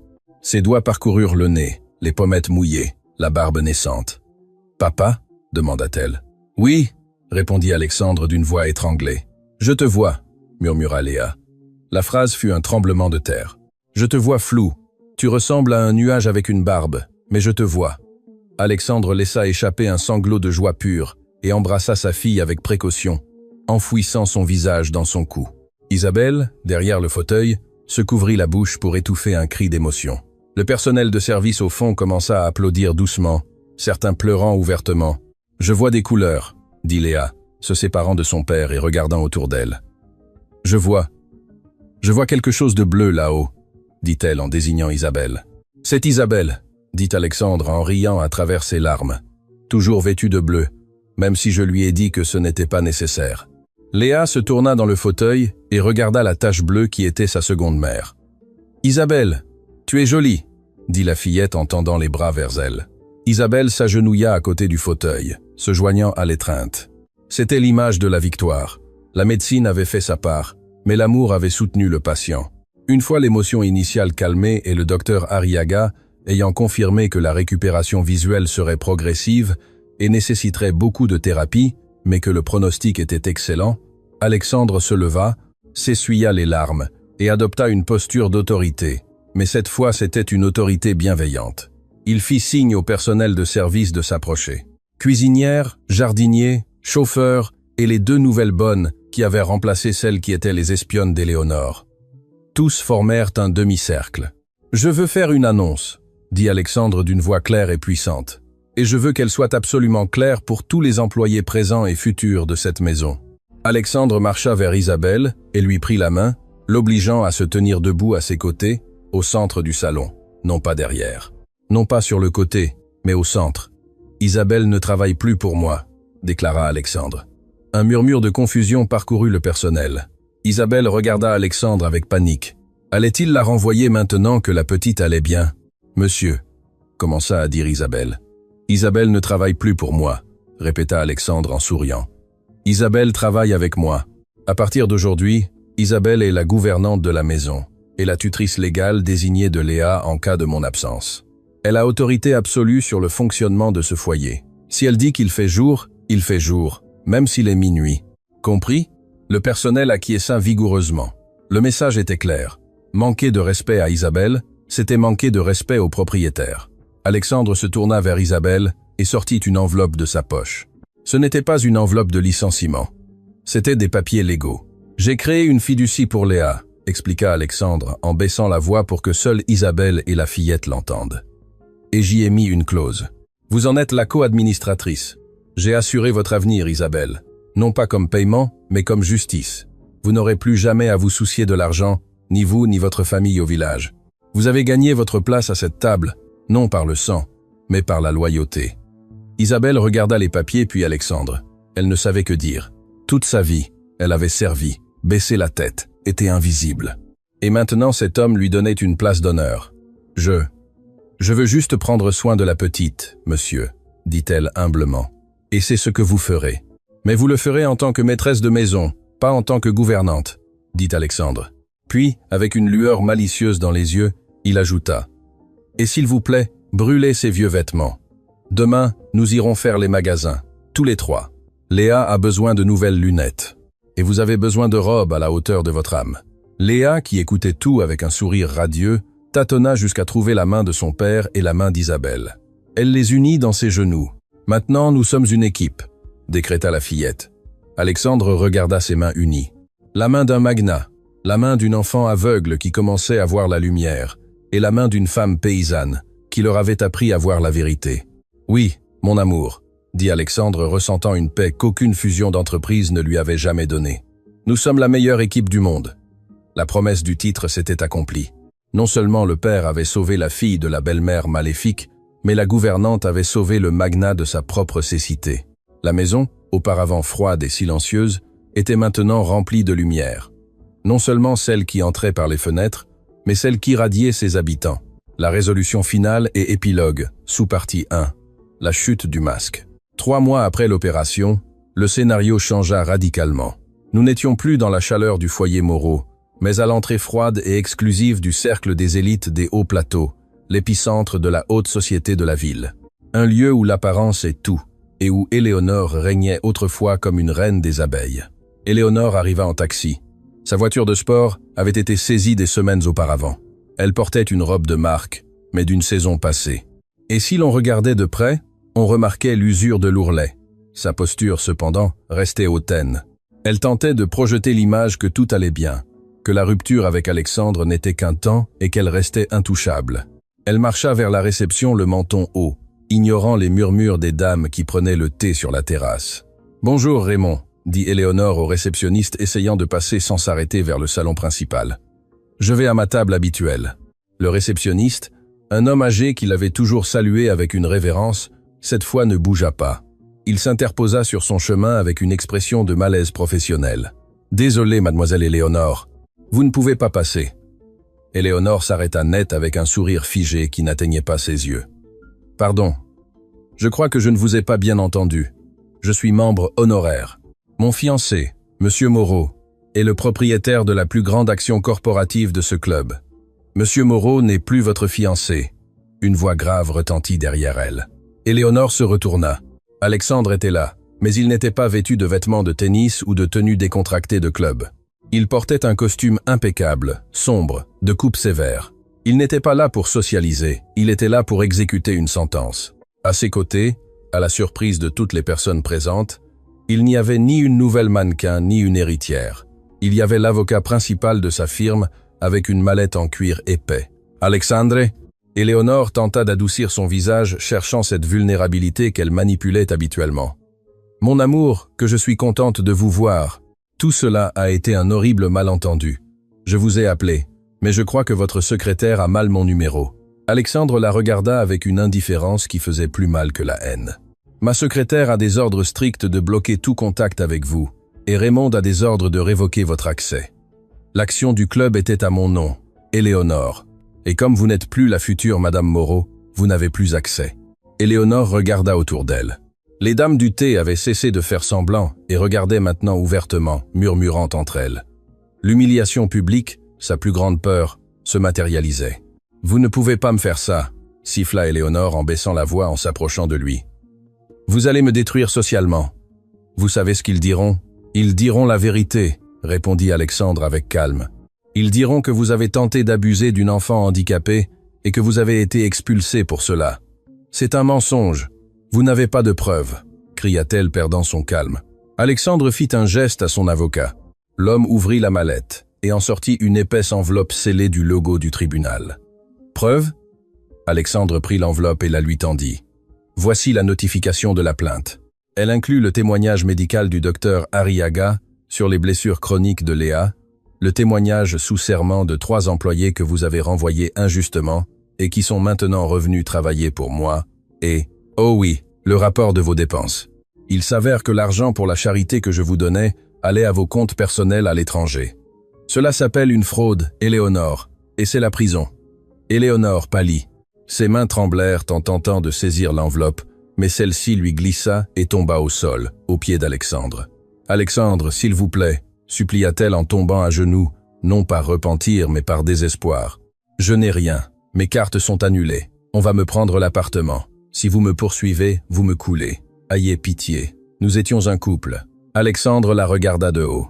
Il se rappela le moment où il s'était agenouillé devant Isabelle et Léa. Cela avait été un acte d'amour et d'humilité. Cela, voir Éléonore agenouillée pour de l'argent, était un acte de pathétique. « La pitié, » dit Alexandre froidement. « Je vous la donne en ne vous mettant pas en cellule aujourd'hui même. Vous avez 24 heures pour quitter la ville. Si je vous revois près de ma fille, d'Isabelle ou de ma maison, la plainte pour fraude se transformera en une plainte pénale pour tentative de coups et blessures graves sur mineurs. Et croyez-moi, j'ai les ressources pour m'assurer que vous passiez le reste de votre jeunesse derrière les barreaux. » Alexandre se retourna, lui tournant définitivement le dos. « Alexandre, vous ne pouvez pas me laisser comme ça !» cria Éléonore, pleurant des larmes de rage. Alexandre s'arrêta une seconde et tourna la tête. « Vous avez raison, je ne devrais pas vous laisser comme ça. Je devrais vous remercier. » Éléonore leva les yeux confus et pleine d'espoir. « Grâce à votre cruauté, » dit Alexandre. « J'ai appris à apprécier la bonté. Grâce à votre avidité, j'ai découvert qui était la véritable reine de ma maison. Au revoir, Éléonore. Que vous trouviez une âme, car la beauté vous quitte déjà. » Alexandre quitta le club d'un pas ferme. Derrière lui, Éléonore resta seule au sol, entourée de murmures et de regards de mépris, tenant une enveloppe légale qui était la pierre tombale de sa vie superficielle. La justice divine était arrivée, non pas avec la foudre, mais avec la signature d'un père qui n'avait plus peur. Sous-partie 2. Le jardin de la vérité. La scène changea pour le jardin du manoir. Le même endroit où la partie avait commencé était maintenant méconnaissable. Là où il y avait auparavant une pelouse millimétrée et des statues froides qu'on ne pouvait pas toucher, il y avait maintenant de la vie. Il y avait une balançoire accrochée à la branche du chêne centenaire. Il y avait des jouets dispersés, et surtout, il y avait des fleurs, non pas des fleurs de concours, mais des fleurs sauvages, colorées et désordonnées. Léa était assise sur l'herbe. Elle ne portait plus de lunettes noires, mais des lunettes de vue à monture rose vif. Sa vision n'était pas parfaite. Elle voyait toujours le monde un peu flou, comme une peinture impressionniste, mais elle voyait les couleurs et c'était suffisant. Isabelle était à ses côtés, les mains pleines de terre, lui apprenant à transplanter des pétunias. « Cince la racine, ma petite », disait Isabelle guidant les mains de Léa. « Tu dois la traiter avec tendresse pour qu'elle prenne dans la nouvelle terre. Si tu la serres trop fort, elle a peur et ne grandit pas, tout comme les gens. » Alexandre observait la scène depuis la terrasse avec une tasse de café à la main. Il ne portait plus de costume. Il était vêtu d'un pantalon en lin et d'une chemise retroussée. Il avait l'air plus jeune, plus vivant. Il posa la tasse et marcha vers elle, s'asseyant directement sur la pelouse, sans se soucier des tâches. « Avez-vous besoin d'aide, mes jardinières les plus jolies du monde ?» demanda Alexandre. Léa leva la tête et sourit. Ses yeux, auparavant perdus, cherchaient maintenant et trouvaient le visage de son père. « Papa, Isabelle dit que ces fleurs s'appellent des joies, » dit Léa enthousiaste. « Elle dit que si nous en prenons bien soin, elles ne sont jamais tristes. »« Isabelle en sait beaucoup sur les joies, » répondit Alexandre, en regardant la femme qui avait sauvé sa famille. « Elle a apporté la joie dans cette maison quand il n'y avait que le silence. » Isabelle rougit et s'essuya les mains sur un torchon. « Je fais juste ce qu'il faut faire, monsieur, » dit-elle avec son humilité caractéristique. Alexandre devint sérieux un instant. Il prit l'une des mains sales d'Isabelle et l'une des mains de Léa. « J'ai quelque chose pour vous, » dit Alexandre. Il sortit 2 petites boîtes de sa poche.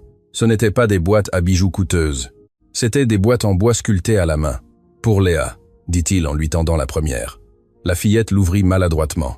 À l'intérieur, il y avait un collier avec un pendentif en forme d'œil ouvert fait d'argent simple. « C'est un rappel », expliqua Alexandre. « Pour que tu n'oublies jamais que, même si parfois tu vois flou, ton cœur voit toujours clair, et pour que tu saches que papa veillera toujours à ce que rien de mal ne t'arrive. » Léa se pendit immédiatement le collier, radieuse. « Maintenant vous, Isabelle », dit Alexandre en lui tendant la seconde boîte. Isabelle hésita. « Monsieur, ce n'est pas nécessaire. Vous m'avez déjà donné la fiducie, le poste, les vêtements. Ouvrez-la, insista-t-il. Isabelle ouvrit la boîte. À l'intérieur, il n'y avait pas de bijoux. Il y avait une clé. Une vieille clé en fer forgé. « Qu'est-ce que c'est » demanda-t-elle confuse. « C'est la clé originale de cette maison, » dit Alexandre. « Je l'ai trouvée dans le bureau de mon grand-père. Pendant des années, j'ai eu la copie. Éléonore avait la copie. Les gardes avaient des copies. Mais celle-ci est la clé maîtresse, celle qui ouvre toutes les portes de l'entrée au grenier. » Alexandre serra la main d'Isabelle sur la clé. « Je veux que vous l'ayez, parce qu'une maison n'est pas un foyer par les briques. C'est un foyer par celui qui garde la chaleur à l'intérieur.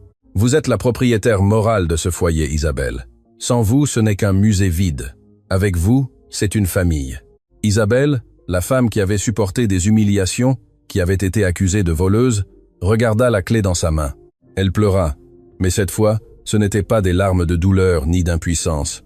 C'étaient des larmes d'appartenance. « Je promets de prendre soin de vous, » dit-elle d'une voix brisée. « Je promets que cette clé n'ouvrira jamais la porte au mal. » Léa se jeta sur eux, les embrassant tous les deux, les salissant de terre, créant un mélange de rire et de larmes sous le soleil du soir. Sous-partie 3, épilogue. 1 an plus tard. L'écran s'estompe au noir, et un texte apparaît. 1 an plus tard. L'image s'ouvre sur un salon de fête rempli de ballons et d'enfants qui courent. C'est le 8e anniversaire de Léa, mais ce n'est pas une fête mondaine et guindée, c'est une vraie fête. Il y a des piñatas, il y a un gâteau au chocolat maison fait par Isabelle, bien sûr, et il y a de la musique joyeuse. Nous voyons Léa courir. Oui, courir.